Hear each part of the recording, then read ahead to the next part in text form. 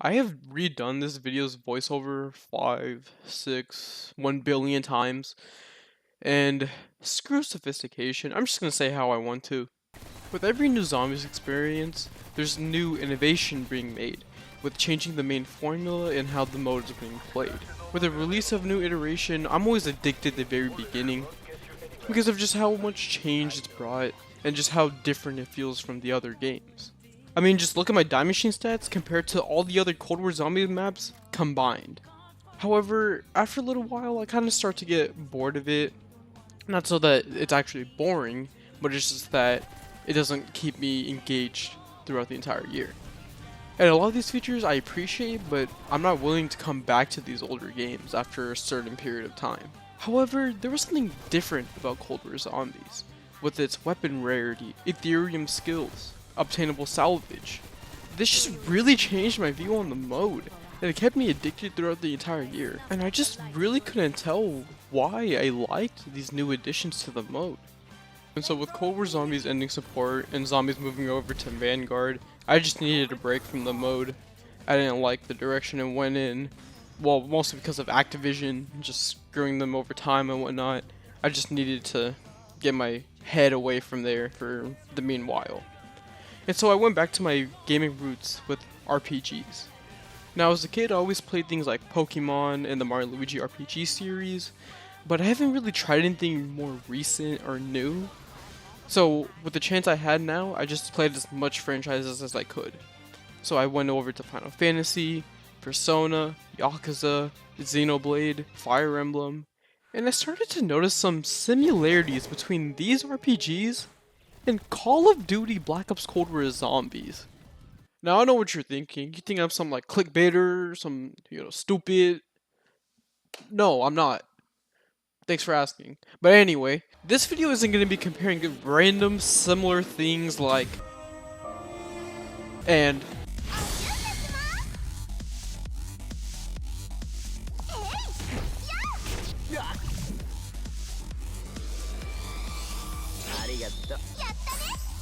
then just saying, oh my god, Call of Duty Zombies is a RPG. Boom. I mean, could you even imagine Call of Duty Zombies as an RPG?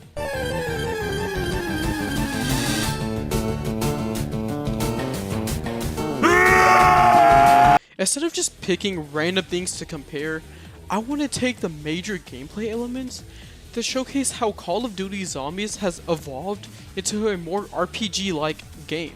And since I played a few RPGs... Alright, here we go. And oh shit. You're not supposed to see that. Alright, here we go. I think I can really showcase how Zombies has evolved into an RPG. Just a disclaimer, World War II Zombies could be argued to be an RPG, but I haven't played it enough to make that argument. Same thing with Vanguard Zombies, I have not played that enough at all. And I just feel like its systems are a downgrade compared to Cold War. Call me a Cold War fanboy, I just prefer its systems a lot more. With doing these similarities, I want to use one of my favorite RPGs, and just in general, one of my favorite games of all time. Final Fantasy VII Remake.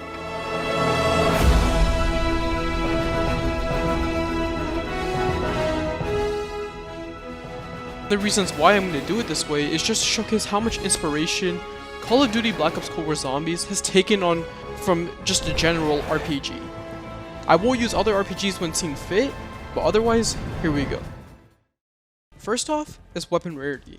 In Black Ops Cold War Zombies, when you launch a game, you start off with the red loadout rarity.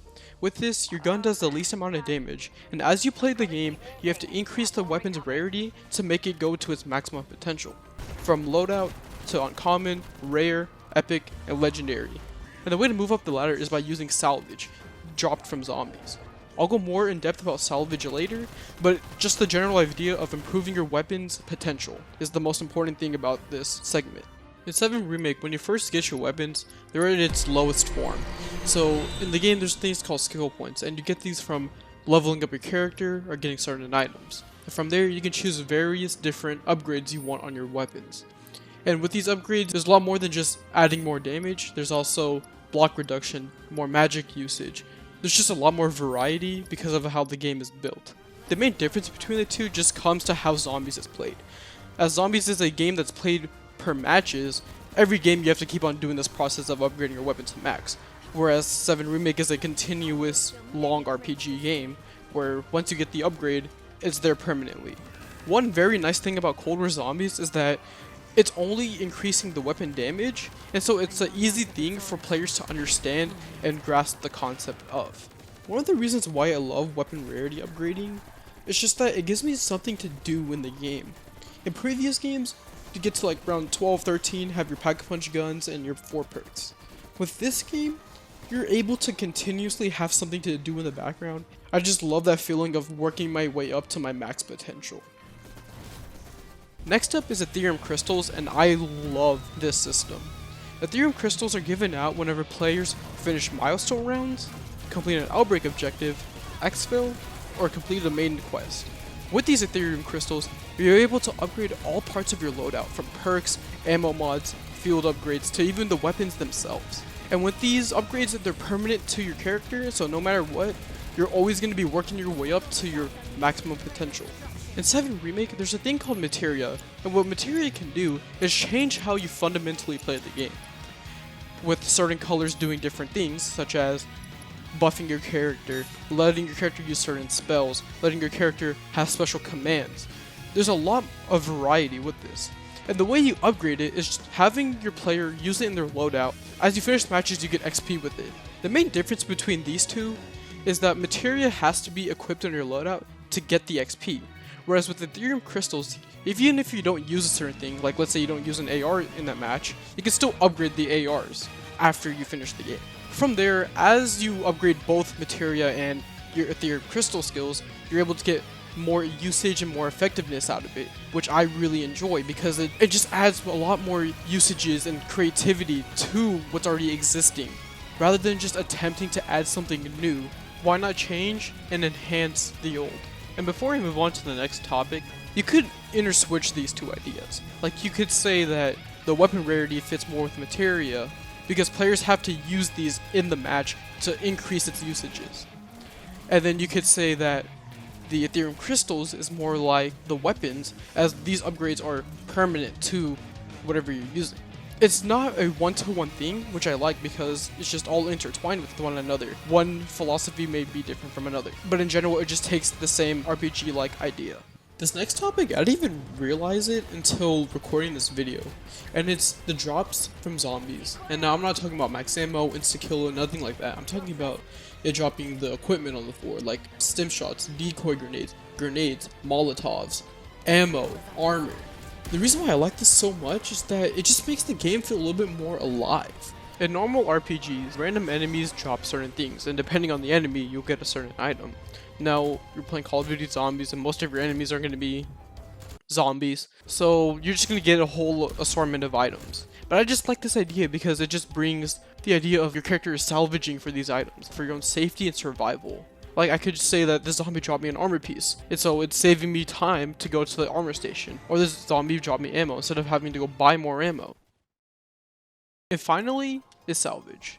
And Salvage is such a hard thing to compare it to because it's such a versatile thing in Black Ops Cold War Zombies compared to any other RPG. Even though having multiple currencies is a very RPG-like thing to have. Salvage is used to upgrade your armor, upgrade your weapon's rarity, and to buy tacticals, lethals, and even kill streaks by using the crafting station on each map. Now, why this is hard to compare is because most RPGs will either have multiple currencies for each individual thing I just listed, or it would have one currency for everything. In Black Ops Cold War Zombies, it uses points and then 2 forms of salvage. The important detail with Salvage is that the game revolves around it, as you can't even get your armor upgrades, your weapon rarity upgrades, and even purchase your lethals, tacticals, kill streaks, and even your self-revive is locked behind Salvage. With using new currencies, the game is encouraging players to try out the new content in ways that the series hasn't done before. In 7 Remake, there's a thing called Mugo medals, in which allows you to go to a special shop in the game that only takes Mugo medals as currency. Within the shop, you're able to buy certain items, weapons, and even skill points for your weapons.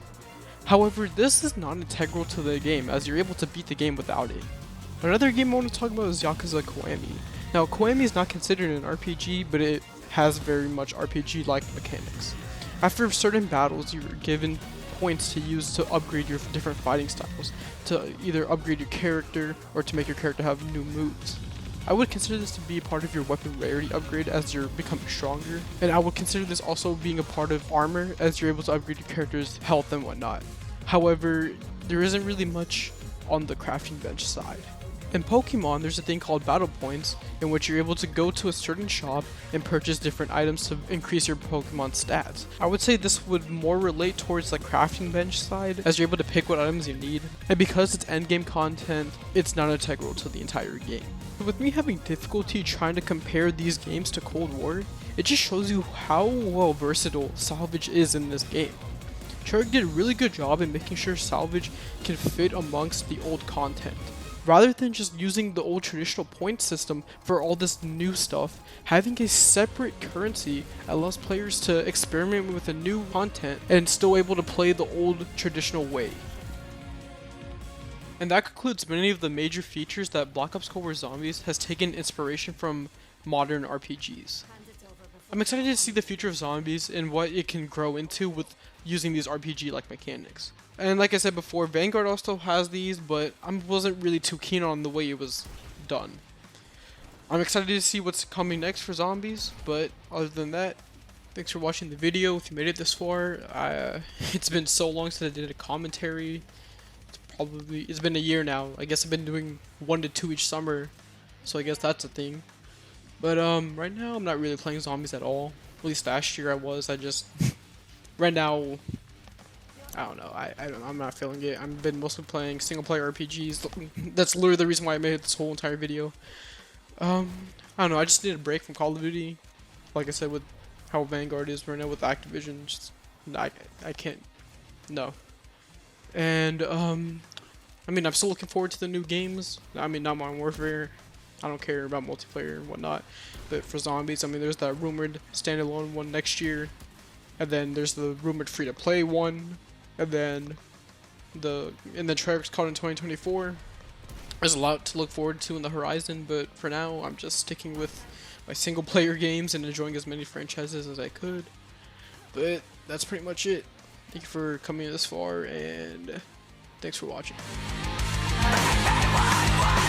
Let the trial's final challenge begin! I give you fury!